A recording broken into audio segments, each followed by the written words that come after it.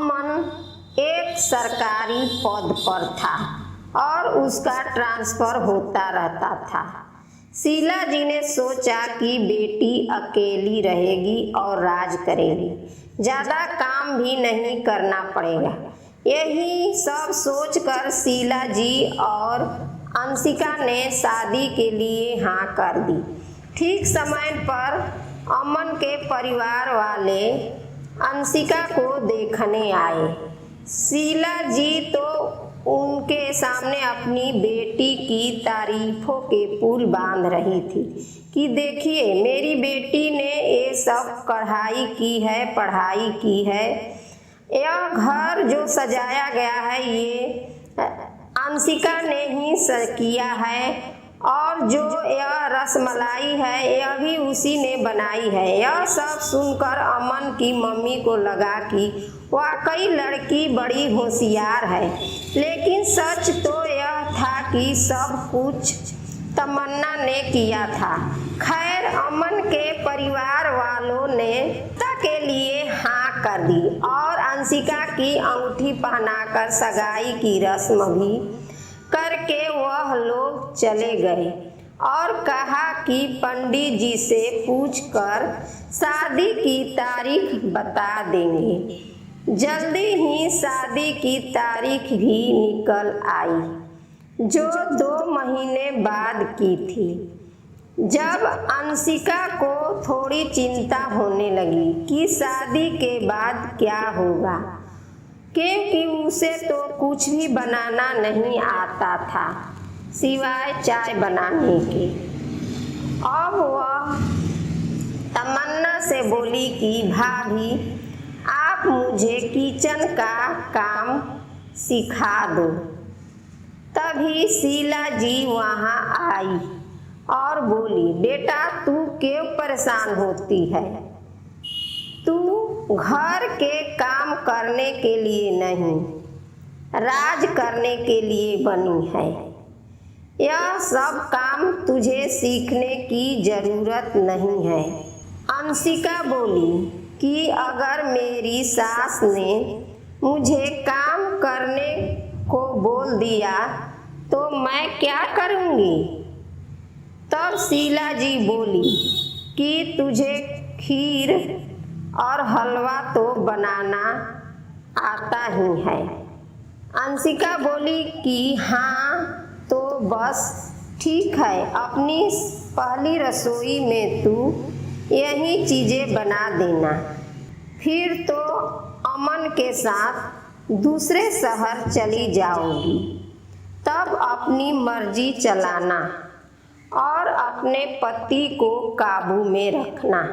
तब अंशिका को किस तरह अमन को अपने बस में रखना है, कैसे उससे अपनी जिद मनवानी है, जैसी बातें सिखाती रहती। तमन्ना यह सब सुनती तो उसे बड़ा दुख होता कि यह तो अंशिका का घर बसने से पहले ही तुड़वा रही हैं, पर वह कभी भी कुछ नहीं कहती थी, इसलिए चुप रहती थी। जल्दी ही अंशिका की शादी का दिन ही आ गया और वह दुल्हन बनकर अपनी ससुराल पहुंची। वहाँ उसका खूब स्वागत हुआ और सबने ढेर सारा प्यार दिया। यह देख अंशिका को लगने लगा कि मम्मी सही कहती थी। सभी रस्मों के बाद जब अंशिका को उसकी ननद उसके कमरे में छोड़ने गई तो उसने देखा कि कमरा सजा हुआ था। अभी वह कमरे की सजावट देख ही रही थी कि तभी कमरे में अमन आ गया और अंशिका के पास आकर बोला, अंशिका, मैं अपने परिवार से बहुत प्यार करता हूँ और उनका आदर करता हूँ, इसलिए मैं चाहता हूँ कि तुम भी मेरे परिवार वालों को दिल से अपना लो और उसके दिलों में जगह बनाओ। अंशिका बोली, मैं कोशिश करूँगी। आपको कभी शिकायत का मौका नहीं मिलेगा। यह सुनकर अमन बहुत खुश हुआ। जब अगली सुबह अमन सो रहा था, अंशिका की आँख खुली तो सुबह के 5 बजे थे। वह मम्मी की बात याद करके सुबह जल्दी उठ गई और नहाकर तैयार होकर नीचे सासू माँ के पास गई। उनके पैर छुए। अमन की मम्मी जी ने उसे आशीर्वाद दिए और कहा, बहू आज तुम्हारी पहली रसोई है तो तुमको सबके लिए खाना बनाना है। अंशिका चौंक गई पर खुद को संभालते हुए बोली, मम्मी जी आप बता दीजिए खाने में क्या बनेगा, मैं तो तैयारी कर लेती हूँ। मम्मी जी बोली, छोले तो रात में भिगो दिए हैं तो तुम ऐसा करो कि छोले, पुलाव, कचौरी, मिक्स सब्जी, बूंदी का रायता, सलाद और खीर बना लेना। रागिनी बोली, ठीक है मम्मी जी। अंशिका बोली, ठीक है मम्मी जी। थोड़ी देर बाद ननद आई और बोली कि भाभी, मम्मी ने कहा है कि मैं आपकी मदद कर दूं और यह बता दूं कि कौन सा सामान कहाँ पर है। अंशिका बोली, आप सब सामान बता दीजिए, बाकी मैं सब कर लूँगी। ननद सब बताकर चली गई। अब अंशिका को इस समय कुछ नहीं सूझता तो उसने झट से शीला जी को यानी अपनी मम्मी को फोन कर दिया और बोली कि मम्मी, आपने तो कहा था कि मुझे खीर या हलवा बनाने के लिए कहा जाएगा, पर यहाँ तो मुझे 15 लोगों का खाना, वो भी छोले, पुलाव, कचौरी, खीर, रायता, सलाद सब कुछ बनाना है। अब मैं क्या करूँ? मुझे तो बस खीर, सलाद, कचौरी बनाना आता है, बताइए क्या करूँ? तब शीला जी बोली कि तुम बाकी चीज़ें किसी होटल से ऑर्डर कर लो। अंशिका बोली, वाह मम्मी, क्या आइडिया दिया है। मैं अभी छोले, पुलाव और मिक्स सब्जी का ऑर्डर कर देती हूँ और डिलीवरी वाले को कह दूँगी कि वो पीछे के दरवाजे से आए। इतना कहकर अंशिका ऑर्डर करने लगी तो इधर से जवाब आया कि आपका ऑर्डर आधा घंटे में आपके घर पहुंच आ जाएगा। अब अंशिका ने गैस चालू करके एक पर छोले चढ़ाए और दूसरे पर दूध रखकर खीर बनाने लगी।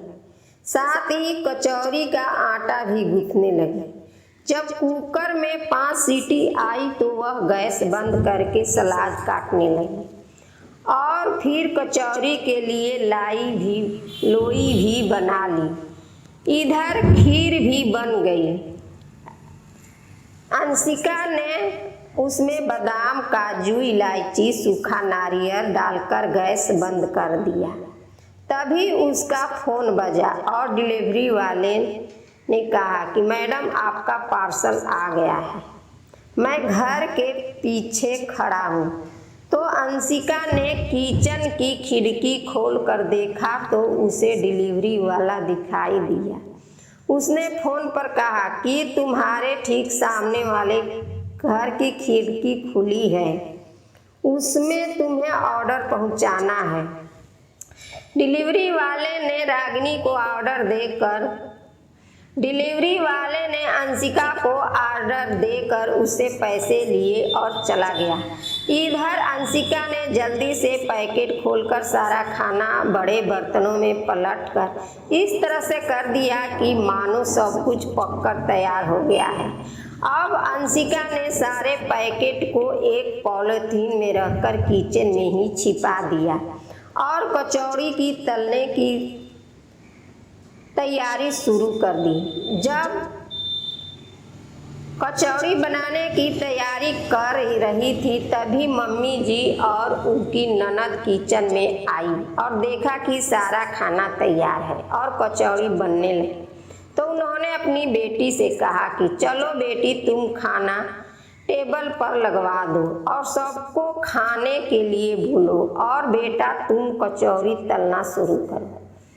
जल्दी ही सब लोग खाना खाने बैठ गए और खाने लगे।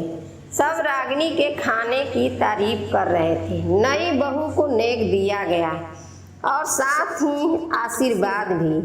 उधर अंशिका अपनी चतुराई से बहुत खुश थी। अपने कमरे में जाकर उसने अपनी मम्मी को फोन करके सारे दिन की घटना की जानकारी दी और ऐसे ही समय निकलता गया।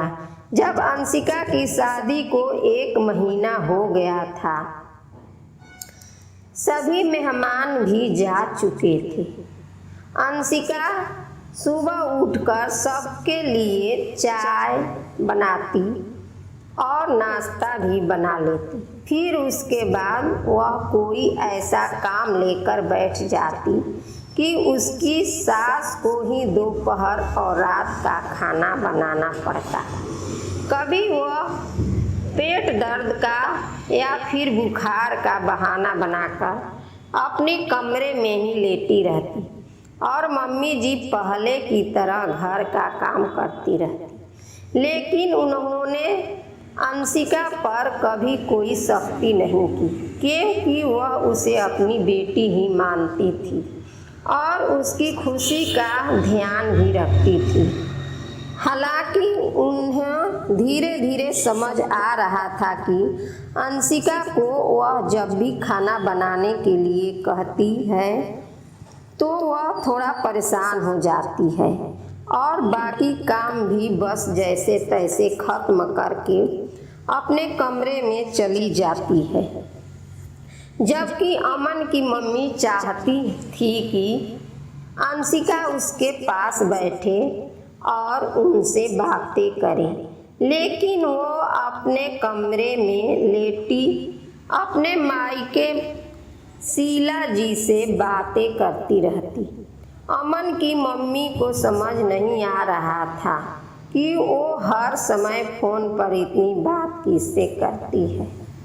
एक दिन जब वो अंशिका के कमरे के सामने से गुजर रही थी कि उन्होंने सुना कि अंशिका अपनी मम्मी शीला जी से बात कर रही थी। मम्मी, जैसा आपने कहा था मैंने वैसा ही किया। मैंने अमन से कहा था कि वह अपना ट्रांसफ़र किसी दूसरे शहर में करवा ले, पर वह नहीं माने और बोले कि अगर हम चले गए तो मम्मी पापा अकेले रह जाएंगे। और इसके बाद मैंने भी अपना व्यवहार मम्मी जी के लिए रूखा कर लिया, पर वह तो बहुत अच्छी हैं कि मेरी किसी भी गलती या बात का बुरा नहीं मानती और अमन ने या पापा जी से मेरी शिकायत भी नहीं करती, जैसे कि आप भाभी की करती हो भैया से। जब तक अमन और पापा जी घर में रहते हैं तब तक काम करती हूँ और उसके बाद सब कुछ वैसे ही छोड़कर सीधे अपने कमरे में आ जाती हूँ। हाँ मम्मी, मैं उनके पास नहीं बैठती और ना ही बात करती हूँ। वो अकेली ही सारा घर का काम करती हैं। मैं अमन के वापस लौटने से थोड़ी देर पहले नीचे जाकर काम करने और थकने का नाटक करती हूँ ताकि अमन को लगे कि मैं घर का सारा काम करती हूँ। ये सुनकर मम्मी जी की समझ में आ गया और वह जान गई कि अंशिका यह सब अपनी मम्मी के कहे में आकर कर रही है, लेकिन उन्होंने किसी से कुछ नहीं कहा और सब काम पहले की भांति ही करती रही। लेकिन वो मन ही मन बहुत दुखी थी कि अमन का घर कहीं उसकी सास शीला की वजह से टूट ना जाए। उन्हें पता था कि अंशिका अच्छी लड़की है, बस उसे सही दिशा दिखाने की ज़रूरत है, पर कैसे, इसका जवाब उसके पास नहीं था। धीरे धीरे अमन की शादी को 1 साल हो गया और उनकी मम्मी चाहती थी कि उसकी शादी के सालगिरह की पार्टी हो और उसके मायके वालों को भी बुलाया जाए। अमन ने अपनी मम्मी पापा से बात की तो उन्होंने कहा कि इसमें पूछने वाली क्या बात है, हम तो वैसे भी तुम दोनों को सरप्राइज पार्टी देने वाले थे और तुम्हारी मम्मी ने जो सब कुछ इंतजाम पहले से ही कर लिया था। यह देखो इनविटेशन कार्ड, गेस्ट की लिस्ट, खाने का मेनू और सजावट बुकिंग भी कर दी है।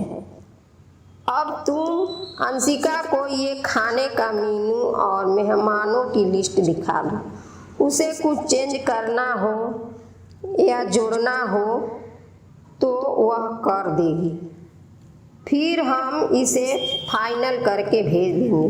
अंशिका को इन सब की कोई उम्मीद नहीं थी कि मम्मी जी पापा जी खुद इस पार्टी को ऑर्गेनाइज करेंगे। उसे तो हैरानी हो रही थी और साथ ही खुशी भी कि चलो इसी बहाने सब घर वालों से मिलना हो जाएगा। वैसे अंशिका अपने मायके महीने में 1 बार तो जरूर जाती थी, जिसे उसकी सास ने कभी नहीं रोका। अमन की मम्मी भी उसके घर वालों से मिलने के लिए उत्सुक थी, इसलिए उन्होंने इस मौके को हाथ से जाने नहीं दिया और पार्टी की तैयारी कर ली। पार्टी वाले दिन अंशिका ने अपने परिवार वालों को सुबह से ही आने के लिए कह दिया, तो शीला जी ने अपने परिवार वाला को सुबह से ही आने के लिए कह दिया। शीला जी अपने परिवार के साथ सुबह 10 बजे तक आ गई थी। अमन की मम्मी जी ने कुछ नहीं कहा और वह किचन में सबके लिए चाय नाश्ता बनाने चली गई। इधर शीला और अंशिका कमरे में बैठकर बातें करने लगी। अमन, उसके पापा, अंशिका के भैया और पापा बैठकर आपस में बात कर रहे थे। तमन्ना ने देखा कि अमन जी की मम्मी जी किचन में अकेली काम कर रही हैं, तो वो उसके पास जाकर बोली, आंटी जी आप बुरा ना माने तो मैं नाश्ता लगा देती हूँ और आप बैठिए। अमन की मम्मी को तमन्ना की बात सुनकर अच्छा लगा और वह वहीं कुर्सी पर बैठ गई और तमन्ना को काम करते देखने लगी कि कितनी कुशलता से वह सब काम कर रही थी और साथ ही किचन का सारा सामान सहेज कर रख रही थी। मम्मी जी की अनुभवी नज़र ताड़ कर गई कि तमन्ना कुछ उदास सी थी। उन्होंने तमन्ना से पूछा, तमन्ना बिटिया एक बात बताओ, क्या तुम्हारी सासू माँ घर में कुछ काम भी करती हैं या तुम ही सारा काम करती हो? तो तमन्ना एकदम से घबरा गई और भटकते हुए बोली, नहीं ऐसी कोई बात नहीं है आंटी जी, मम्मी जी और मैं मिलकर घर का काम करते हैं, लेकिन आप यह क्यों पूछ रही हैं? तो अमन की मम्मी बोली, क्योंकि अंशिका तो हर समय सुबह से शाम तक बस अपनी मम्मी से ही बात करने में लगी रहती है। उसके पास मुझसे बात करने का भी समय नहीं रहता। और ना ही घर के काम करने का। मुझे तो आदत है काम करने की, तो मैं ही सारा काम करती हूँ। पर मुझे लगता है कि शादी से पहले भी अंशिका घर का कोई काम नहीं करती होगी। तभी तो जब भी खाना बनाने का समय होता है वह कोई ना कोई बहाना बना देती है। और अब तो मैंने भी उससे खाना बनाने के लिए कहना ही बंद कर दिया है। वो तो बस इस घर में अपनी मम्मी के कहे अनुसार काम करती है। जितना वो कहती है उतना ही काम करके वो अपने कमरे में चली जाती है। तमन्ना को इन सब बातों को जानकारी थी, पर अपने मुंह से अपने घर की कोई बुराई नहीं करना चाहती थी। इसलिए बस वो आंसुओं भरी आंखों से अमन की माँ की तरफ देखने लगी। तमन्ना ने निराशा भरे चेहरों को देखकर अमन की माँ सब कुछ समझ गई और बोली, माफ़ करना बेटा, मैं भी अकेली पड़ गई हूँ। किससे अपने दिल की बात करती, तुम्हारे सामने दिल का हाल रख दिया, पर तुम्हारा भी हाल मेरे जैसा ही है। क्यों ना मैं और तुम मिलकर इस समस्या का समाधान निकालें। तमन्ना ने प्रश्नवाचक दृष्टि से उनकी तरफ देखा। तब वो बोली, इस समस्या का एक ही हल है कि जैसे को तैसा। तमन्ना ने आश्चर्य से पूछा, मतलब? मैं कुछ समझी नहीं। मतलब अब तुम भी अपने पति और ससुर के सामने घर का काम करोगी और उनके घर से जाते ही तुम अपने कमरे में जाकर मुझसे बात करना शुरू करना, और हाँ, तुम मुझे मम्मी कहकर बुलाना, जिससे शीला जी को लगे कि तुम अपनी मम्मी से बात कर रही हो, और मैं तुम्हें रीना कहकर बुलाऊंगी, तो अंशिका को लगे कि मैं अपनी बेटी से बात कर रही हूँ। फिर देखते हैं आगे क्या होता है। इतना कहकर उन्होंने तमन्ना का फ़ोन नंबर ले लिया। तमन्ना अमन की मम्मी से कहती है कि आंटी जी, मैं तो मम्मी जी और दादी जी की बहुत इज्जत करती हूँ। इन दोनों ने मेरे साथ बहुत गलत व्यवहार किया है, पर मैं अंशिका दीदी का घर टूटते नहीं देख सकती।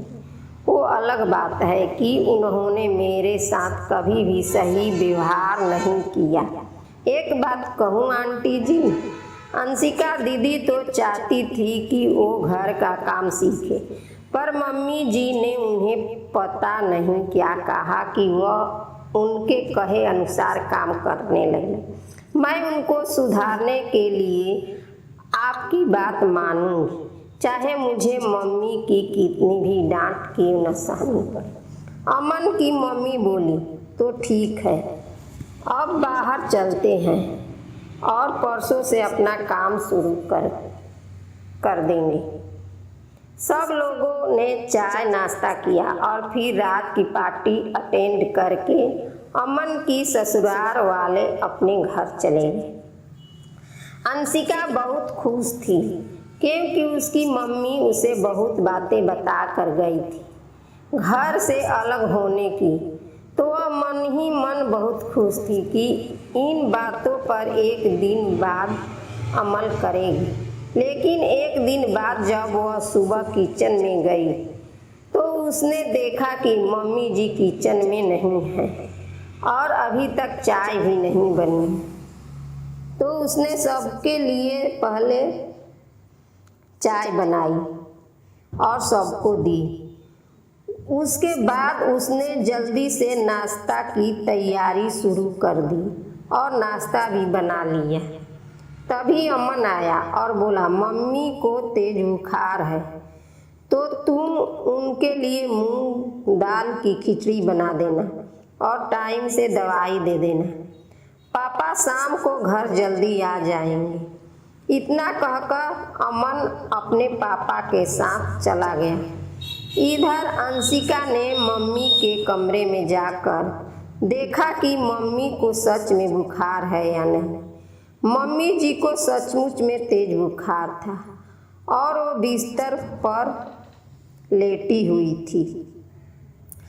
तब अंशिका ने बड़े बुझे मन से झूठी मुस्कान के साथ मम्मी जी से उनकी तबीयत पूछी और उन्हें नाश्ता करवा कर दवाई दी।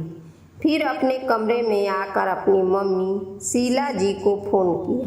शीला जी ने फ़ोन उठाकर गुस्से वाली आवाज़ में पूछा कि कौन बोल रहा है। तो अंशिका बोली, मम्मी क्या हुआ, इतना गुस्से में क्यों हो। तो शीला जी बोली, अरे तूने आज इतनी जल्दी फ़ोन कैसे किया। तो अंशिका ने अपने घर की सुबह की घटना बता दी। फिर बोली, आप गुस्सा क्यों थी। तो शीला जी बोली कि आज तमन्ना को पता नहीं कैसे पेट दर्द हो रहा है, वह बिस्तर से उठ नहीं पा रही है, तो मुझे ही घर का सारा काम करना पड़ रहा है। समझ नहीं आता कैसे क्या करूं। अब तो आदत ही नहीं रही काम करने की। पता नहीं ये तमन्ना अकेली कैसे सब कर लेती थी। दोनों माँ बेटी देर तक बात कर रही थी। तभी अंशिका बोली, मम्मी मैं फ़ोन रखती हूँ, मुझे किचन में काम है और बाकी के काम भी पड़े हैं। तो सीमा जी बोली, तेरी बातों के चक्कर में मैं भी घर का काम भूल गई, अब फ़ोन रख। इतना कहकर सीमा जी ने फ़ोन रख लिया और किचन के साथ साथ घर की सफाई में लग गई। कई सालों बाद घर के काम करने से शीला जी को बहुत उलझन और थकान लग रही, पर क्या करती, करना तो था ही। मदद के लिए भी वहाँ कोई नहीं था। इधर अंशिका का भी यही हाल था। वो तो बस सुबह शाम थोड़ी देर तक किचन में काम करती रहती थी, बाकी सारा काम तो मम्मी जी ही करती थी। पर आज उसे समझ नहीं आ रहा था कि शुरू कहाँ से करें। खैर जैसे तैसे उसने काम ख़त्म किया और सोचा कि थोड़ा आराम कर लूं, पर टाइम देखा तो दोपहर के 1 बज चुके थे। उसने झटपट खिचड़ी प्लेट में निकाली और पानी लेकर मम्मी जी के कमरे में जाकर उन्हें खिचड़ी खिलाई और फिर दवाई दी। उसके बाद उनका हाल चाल पूछा और किचन में आ गई। उसने जोरों से भूख लगी थी, पर उसे याद आया कि उसने खाना तो बनाया नहीं, इसलिए बची हुई खिचड़ी अचार के साथ खा ली और आराम करने अपने कमरे में चली गई। सोचा कि आराम करूंगी, पर जैसे ही लेटी तो अमन का फ़ोन आ गया। उसने मम्मी जी के बारे में पूछा और बोला, पापा 4 बजे तक घर पहुंच जाएंगे। यह सुनकर अंशिका ने घड़ी देखी तो 2 बजने वाले थे। उसने थोड़ा आराम किया और फिर लेटे लेटे शाम के काम की प्लानिंग करने लगी। उसने सोचा कि अगर मैं पहले से ही प्लानिंग कर लूँगी कि क्या करना है तो काम आसान हो जाएगा। उधर शीला जी भी काम करते करते थक कर चूर हो गई थी। उसने भी खिचड़ी तमन्ना को खाने को दी और खुद भी खाई, फिर आराम करने लगी। जब अंशिका और शीला जी अपने कमरे में काम कर रही थी तो तमन्ना और अमन की मम्मी आराम से फ़ोन पर एक दूसरे से बात कर रही थी। तमन्ना बोली कि मुझे बिल्कुल अच्छा नहीं लग रहा है मम्मी, अकेले काम कर रही हैं मेरी मम्मी जी। तो अमन की मम्मी बोली कि क्या मुझे अच्छा लग रहा है, अंशिका को सारा काम करते देख। लेकिन दोनों को सही रास्ते पर लाने के लिए यह सब कुछ दिन करना पड़ेगा। तब तमन्ना बोली, अगर यह मुझे डॉक्टर के पास में जाने लगे तब अगर यह मुझे डॉक्टर के पास ले जाने लगे तब तुम उस समय शहर की लेडी डॉक्टर मिसेस शर्मा का नाम ले लेना, बाकी वह देख लेंगे। तमन्ना बोली कि क्या मिसेस शर्मा आपको जानती हैं? तो अमन की मम्मी बोली कि वह मुझे बहुत अच्छी सहेली है और मुझे बहुत अच्छे से जानती है। मैंने अपनी योजना के बारे में उन्हें बता दिया, वह तुम्हारी मदद कर दे और तुम्हारे अंकल जी भी हमारी योजना जानते। मैं कोई बात उनसे नहीं छुपा, उन्हें बताकर ही मैंने ये योजना बनाई थी। तब तमन्ना बोली, तो ठीक है, अब मुझे तसल्ली है। अमन की मम्मी बोली कि मैं तो हफ्ते भर बुखार का नाटक करने वाली हूँ और फिर देखती हूँ कि अंशिका में कितना बदलाव आता है।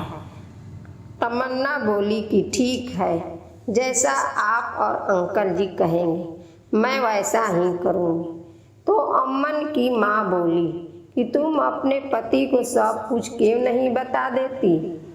तो तमन्ना बोली, आंटी जी, मैं माँ बेटे के बीच दरार नहीं डालना चाहती। अगर उन्हें दीदी और मम्मी की सच्चाई बता देती तो उन्हें बड़ा दुख होता। तब उन्होंने कहा कि तुम किसी तरह बीभू को मेरे पास भेज दो तो मैं उसे समझाऊं। तमन्ना बोली, ठीक है, अब मैं फ़ोन रखती हूँ। इतना कहकर तमन्ना ने फ़ोन रख दिया। करीब 1 हफ्ता हो गया, मम्मी जी का बुखार ठीक नहीं हो रहा है।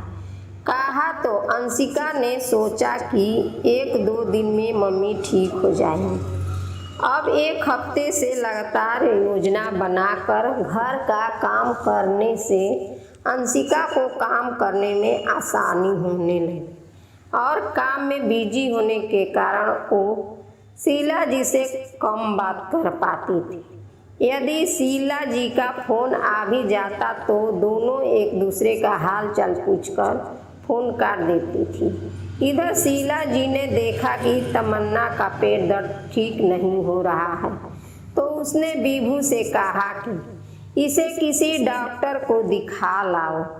तब बीभू ने बोला कि क्यों ना मैं तमन्ना को डॉक्टर शर्मा को दिखा दूँ, वो बहुत अच्छी डॉक्टर है। शीला जी बोली, किसी को भी दिखाओ पर इसे जल्दी से ठीक करो। बीभू तमन्ना को लेकर मिसेस शर्मा के पास गया तो उन्होंने तमन्ना का चेकअप करके बताया कि वो माँ बनने वाली है, लेकिन उसकी कंडीशन क्रिटिकल है और बच्चे की ग्रोथ के लिए उसे पूरे समय रेस्ट करना होगा। जब शीला जी को पता चलता है कि तमन्ना माँ बनने वाला तो वो बहुत खुश हुई और जब से ये पता चला कि डॉक्टर ने तमन्ना को कमजोरी की वजह और बच्चे की ग्रोथ के कारण पूरे समय आराम के लिए बोला है तो वह परेशान हो गई कि मैं अकेले कैसे सब काम करूँगी। उसकी परेशानी को तमन्ना समझ गई और बोली कि मम्मी जी आप परेशान ना हो, मैं धीरे धीरे आपके काम में मदद कर दूंगी। तब शीला जी बोली, नहीं रहने दो, मैं सब संभालूं। तब तमन्ना ने बीभू से कहकर दिन भर के लिए एक काम वाली का इंतजाम कर लिया और सीमा जी ने कहा कि मम्मी जी अगर आप कहें तो खाना बनाने वाली भी लगवा लेते हैं। आपको काम करते समय मुझे अच्छा नहीं लग रहा है, मैं आराम करूं और आप काम करें। तो शीला जी को तमन्ना के द्वारा अपनी चिंता करते देख अच्छा लगा, लेकिन फिर वो बोली कि अभी मेरी उम्र ही क्या है, और अगर हाथ पैर ना चले तो बहुत सी बीमारी जकड़ लेती है। इसलिए तुम चिंता मत करो, खाना ही तो बनाना है, वो मैं कर लूँगी। और अब तो ऊपर के कामों के लिए तुम लोगों ने काम वाली लगा ही ली है, तो उससे मुझे बड़ी मदद मिल गई। शीला जी अपने कमरे में आकर बेड पर बैठी और सोचने लगी कि देखो, एक ये है जो शादी करके हमारे परिवार को अपना समझकर अपना मानती है, और एक मैं हूँ जिससे इस पर ना जाने कितने जुल्म किए हैं, लेकिन इसने कभी पलट कर जवाब तक नहीं दिया और सब कुछ सहती रही। कभी मेरी शिकायत बीभू से नहीं की। अगर यह चाहती तो बीभू से कहकर अलग हो सकती थी, पर इसने ऐसा नहीं किया। और उधर मेरी बेटी अंशिका है जो बीभू की शादी से पहले मेरे साथ घर के किसी काम में मदद नहीं करती थी, और एक बार जब मैं बीमार पड़ी तो कैसे रो रो कर एक समय का खाना बनाती थी। गलती मेरी थी कि जो मैंने कभी अंशिका को सख्ती से साथ काम करने को नहीं कहा और ना ही सीखने को कहा। जब वो खुद तमन्ना से खाना बनाना सीखना चाहती थी तो मैंने ही उसे मना कर दिया था। वो तो थोड़ा बहुत काम चलाऊं खाना बनाना जानती है, वरना उसे आता ही क्या है। पता नहीं उसकी सास ने उसके साथ 1 साल कैसे गुजारा होगा। शीला जी को अब अपनी गलती का एहसास हो रहा था कि मैंने अंशिका को ससुराल में इस तरह के होने के बजाय अलग होने और सबका दिल जीतने के बजाय सबको दुखी, खासकर सास को करने की सलाह देती रही। आज तमन्ना ने इस व्यवहार से मेरी आंखें खोल दी है। अब मैं अपने बेटी को कभी गलत सलाह देकर उसका घर टूटने नहीं दूंगी। थोड़ी देर आराम करने के बाद शीला जी तमन्ना के कमरे में गई और बड़े प्यार से पूछा, बेटा अगर तुम्हारा कुछ खाने का जब भी मन करे तो कहने में झिझकना नहीं।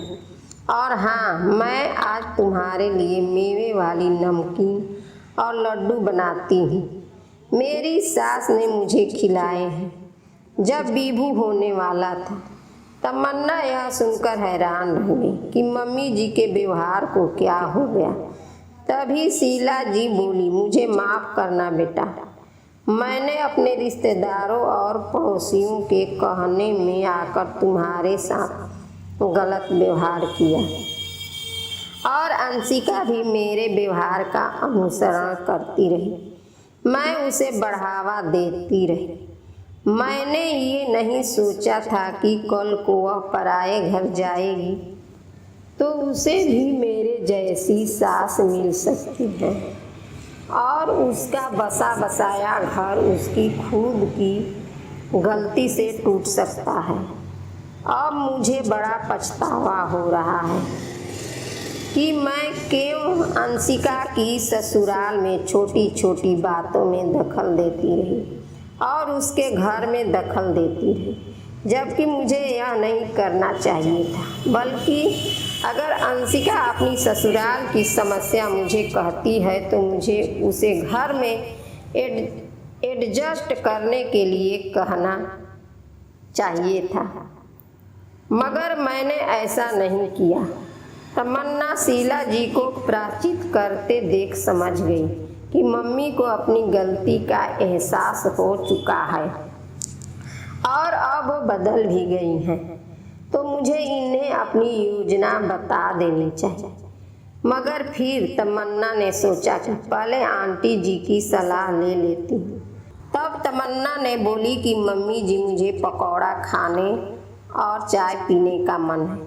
सीमा जी बोली, ठीक है, अभी बना कर लाती हूँ। इतना कहकर सीमा जी किचन में चली गई और इधर तमन्ना ने फौरन आंटी जी को फ़ोन किया और पिछले 2 दिन की सारी बातें बता दी।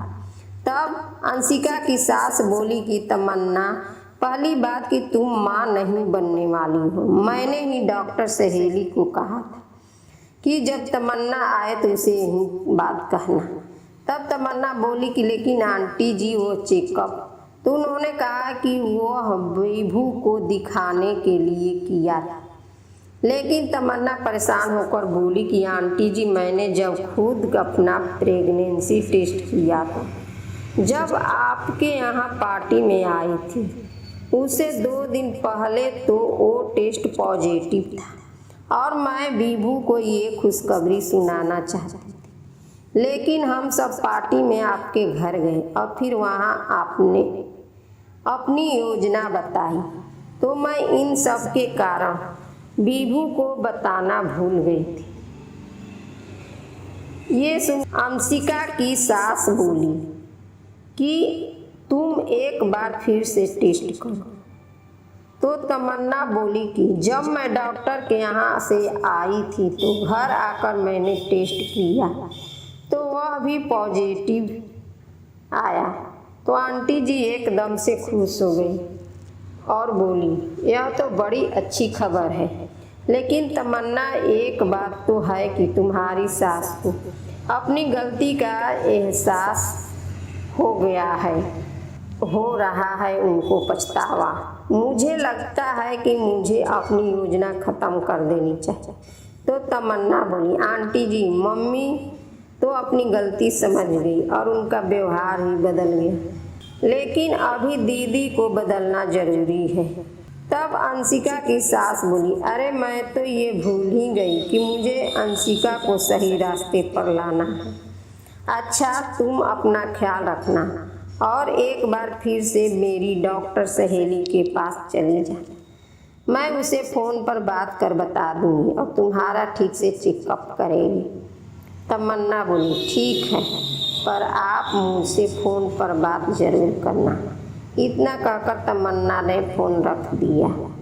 उसने सोचा कि जिस दिन अंशिका दीदी का व्यवहार ठीक हो जाए, वह दिन मेरे लिए सबसे बड़ा दिन होगा और मैं इस योजना के बारे में किसी को नहीं बताऊंगी।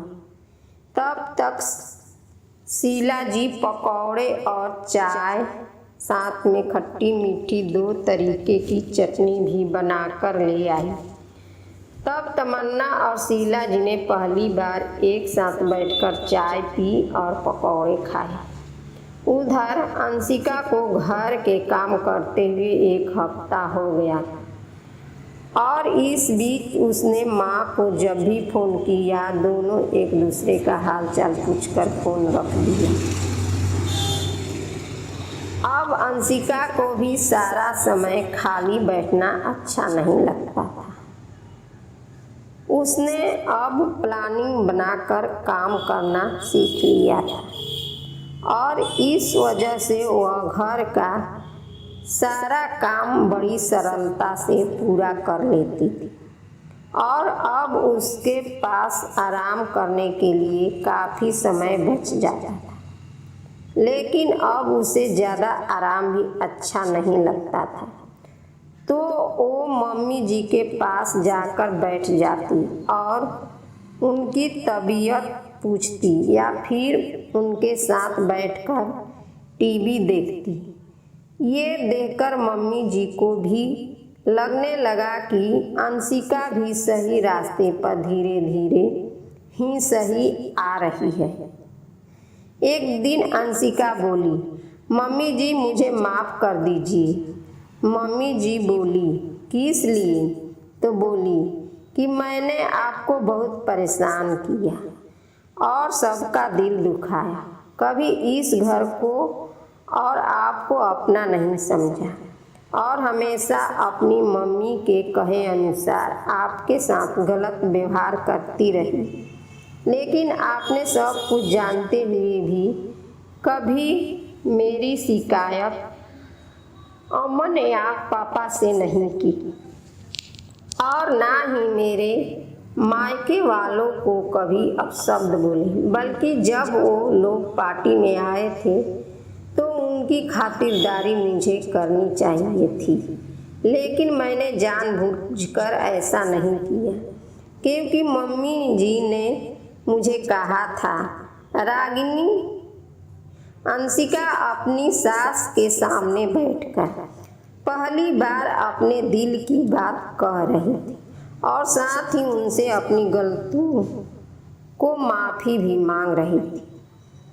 अमन की मम्मी भी यही तो चाहती थी कि वो सुधर जाए और इस घर को अपना ले, खुशी खुशी अपने घर को संभाले, लेकिन अभी दोनों के बीच माँ बेटी और दोस्ती का रिश्ता बनाना बाकी था। इसलिए अमन की मम्मी ने अंशिका को समझाया कि देखो बेटी, मैंने तो तुम्हें जब पहली बार देखा था और अपने बेटे के लिए पसंद किया था, तभी से अपनी बेटी मान लिया था, और एक माँ अपनी बेटी से कभी नाराज नहीं होती और गलती होने पर उसे समझाती। मैं बहुत खुश हूँ कि आज तुमको अपनी गलती का एहसास हो गया है, पर तुम मुझसे एक वादा करो। अंशिका बोली। वो क्या मम्मी? तो मम्मी जी बोली कि अगर तुम्हें इस घर में कोई परेशानी हो तो तुम सबसे पहले मुझसे कहोगे। हम घर की बात घर में ही आपस में सुलझा लें। अंशिका बोली। मम्मी जी, क्या आपने मुझे माफ़ कर दिया? मम्मी जी बोली, जब तुमने कोई गलती ही नहीं की तो माफ़ी किस बात की? हाँ, शादी की बात लड़कियों को ससुराल में एडजस्ट करने में थोड़ी परेशानी होती है। अगर लड़की समझदार होती है तो ससुराल के सदस्यों के साथ मिलकर अपनी समस्या को सुलझा लेती है, लेकिन अगर लड़की नादान है तो वो ससुराल की हर बात को अपने मायके और मम्मी से शेयर करती है, और अगर उसकी मम्मी समझदार है तो वो उसे सही सलाह देती है कि बेटी, अब वही घर तुम्हारा है और तुम्हें अपनी समस्या आपस में मिलकर सुलझानी चाहिए। और अगर लड़की की मम्मी ने गलत सलाह दी और लड़की उन सलाह पर अमल करती है तो वह दिन दूर नहीं होता है जब लड़की का बसा हुआ घर टूट जाता है। इसलिए कभी मायके वालों को लड़की के घर में अनावश्यक दखल नहीं देना चाहिए। रागिनी की समझ में सारी बात आ गई और फिर बातें करते करते कब शाम रागिनी बोली। अंशिका की समझ में सारी बात आ गई और फिर बातें करते करते कब शाम हो गई पता ही नहीं चला। आराधना उठी और बोली, मम्मी जी, क्या आप चाय के साथ कुछ चटपटा खाना चाहेंगी? तो मम्मी जी बोली, हाँ, पर क्या बनाऊँ?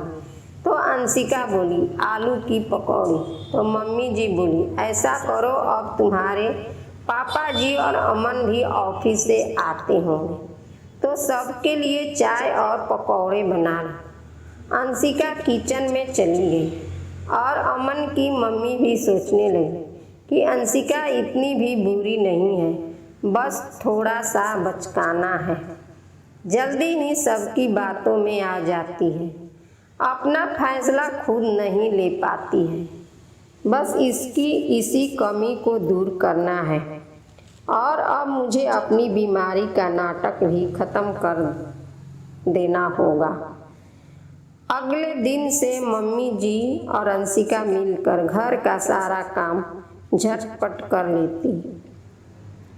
फिर मम्मी जी अंशिका को कभी बाजार, कभी मूवी देखने तो कभी घर पर ही नई नई डिश बनाना सिखाती और घर की और भी कई ज़रूरी बातें सिखाती। देखते ही देखते अंशिका बिल्कुल बदल गई थी। अब वह एक सुशील, संस्कारी, जिम्मेदार बहू बन गई थी और अंशिका अब शीला जी को फ़ोन भी कभी कभी करती थी। इधर शीला जी भी अंशिका को जब फ़ोन करती तो कभी कभी गलत सलाह नहीं देती, बल्कि उसे कहती कि ससुराल में सबका दिल जीतना और सबको खुश रखना। इधर तमन्ना ने एक दिन शीला जी से कहा, मम्मी अब मुझे बिस्तर पर आराम करते 15 दिन हो गए हैं। मैं सोच रही हूँ कि एक बार फिर से आपके साथ डॉक्टर को दिखा, ताकि वो हमें बच्चे की प्रोग्रेस इसके बारे में ठीक से बता सके। शीला जी को बड़ा अच्छा लगा कि तमन्ना को अपने बच्चे की कितनी परवाह है, इसलिए उसने कहा कि ठीक है, तुम डॉक्टर की अपॉइंटमेंट ले लो और आज हम दोपहर में चलेंगे। दोपहर को शीला जी तमन्ना के साथ डॉक्टर के क्लिनिक पहुंची और तमन्ना का चेकअप करने को कहा। अब की बार डॉक्टर ने यहाँ जाने से पहले तमन्ना ने अमन की मम्मी को फ़ोन कर दिया था और उन्होंने अपनी सहेली डॉक्टर को फ़ोन करके बता दिया कि इस बार ठीक से चेकअप करना। जब डॉक्टर ने तमन्ना का चेकअप किया तो सच में प्रेग्नेंट थी। डॉक्टर ने शीला जी को बधाई देते हुए कहा कि आप दादी बनने वाली हैं, लेकिन आपको तमन्ना का बहुत ध्यान रखना हो, क्योंकि ये और इसका होने वाला बच्चा कमज़ोर है, इसलिए आप तमन्ना के खाने पीने का बहुत ध्यान रखें। और हाँ, सिर्फ आराम ही नहीं बल्कि थोड़ा बहुत घर का काम भी करना चाहिए। जब अंशिका और उसकी सास तमन्ना के घर पहुँचे तो शीला जी ने अमन की मम्मी का खूब आदर सत्कार किया। दोनों बैठकर बातें करने लगी और अंशिका अपनी सास से पूछकर तमन्ना के साथ उसके कमरे में बैठकर बातें करने लगी। इधर शीला जी और अमन की मम्मी बातें करने लगी। अचानक शीला जी की आंखों में आंसू आ गए और वो अमन की मम्मी को माफ़ी मांगते हुए बोली, आपको और आपके घर वालों को मेरी वजह से बहुत परेशानी उठानी। देखिए बहन जी, मैं भी अनजाने में कितनी बड़ी भूल कर रही थी। अपने ही हाथों से अपनी बेटी का घर उजाड़ रही। वह तो आप इतनी समझदार हैं जो आपने कभी कुछ नहीं कहा, वरना कोई और होता तो अब तक मेरी बेटी को घर से निकाल दिया होता। अमन की मम्मी बोली कि बहन जी, आपको समझ आ रहा है, यही बड़ी बहुत बात है। हम दोनों ने जिंदगी देखी है, बहुत कुछ सहा है, तो हमारा फर्ज है कि हम अपने बच्चे को सही रास्ते पर ले जाएं, ना कि गलत रास्ता दिखाएं। तभी अंशिका और तमन्ना आ गई। तमन्ना बोली, आंटी जी, आप अमन जी और अंकल जी को फ़ोन करके यहीं बुला लीजिए, सब लोग एक साथ खाना खाएंगे। तो शीला जी बोली, हाँ ये भी ठीक रहेगा। तब अंशिका ने अपनी सास की तरफ देखा तो उन्होंने हाँ में सिर हिला दिया। तब अंशिका ने अमन को फ़ोन करके कहा कि आप और पापा जी यहाँ तमन्ना भाभी के घर आ जाइए, हम दोनों यहीं हैं। अमन बोला, ठीक है। अब अंशिका बोली कि मम्मी मैं खाने की तैयारी करती हूँ। यह सुनकर शीला जी हैरान रह गई, बोली, बेटा मैं कर लूँगी, तू रहने दे। तब अंशिका की सास बोली, बहन जी आज आप सब अंशिका के हाथ का खाना खाइए और बताइए कैसा बनाती है। तब अंशिका ने तमन्ना से पूछा, भाभी आप क्या खाओगी? तो तमन्ना बोली, जो आप बनाएंगी वो खा लूँगी। तब अंशिका ने जाकर रात के खाने का इंतजाम किया। उसने मटर पनीर, पुलाव, दम आलू, कचौड़ी, दही बड़े और खीर बनाई और शाम की चाय के लिए उसने फ्रेंच फ्राई बनाए।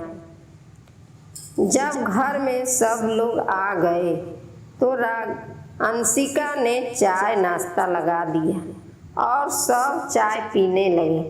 फिर बातें करते करते 8 बजे तो अंशिका ने कहा कि सब लोग खाना खाने आइए। तो शीला जी बोली, चल मैं खाना लगाने में तेरी मदद करती हूँ। और फिर अंशिका ने कचौरी बनानी शुरू कर दी और शीला जी सबके लिए खाना लगाने लगी। जब सबने खाना खाया तो बोले, भाई वाह, खाना बड़ा स्वादिष्ट है। तमन्ना बहुत अच्छा खाना बनाती है। तब तमन्ना बोली कि माफ़ कीजिए, आज खाना मैंने नहीं, अंशिका दीदी ने बनाया है। ये सुनकर विभू और उसके पिताजी को भी बड़ी हैरानी हुई कि अमन के पापा भी बोले कि भाई साहब हैरान मत होइए, अंशिका वाकई बहुत अच्छा खाना बनाती है। इसी हंसी खुशी के माहौल में सबने खाना खाया और अमन अपने परिवार के साथ अपने घर वापस आ गया। कुछ समय बाद तमन्ना ने एक प्यारी सी बेटी को जन्म दिया। सब बहुत खुश थे, पर एक खुशखबरी और भी थी कि अंशिका भी माँ बनने वाली थी। सब बहुत प्रसन्न थे, खास तौर पर शीला जी और तमन्ना, क्योंकि अंशिका का घर टूटा नहीं बल्कि बस गया था और उसके ससुराल में सबका दिल भी जीत लिया था। यह सब तमन्ना और अमन की मम्मी के कारण संभव हो पाया था कि शीला जी और अंशिका को अपनी गलतियों का एहसास जो हो गया था। वह कहते हैं ना कि अंत भला तो सब भला। दोनों परिवारों में कोई गलतफहमी की दीवार नहीं और दोनों घरों में खुशियों ने अपना घर बना लिया। Thank you.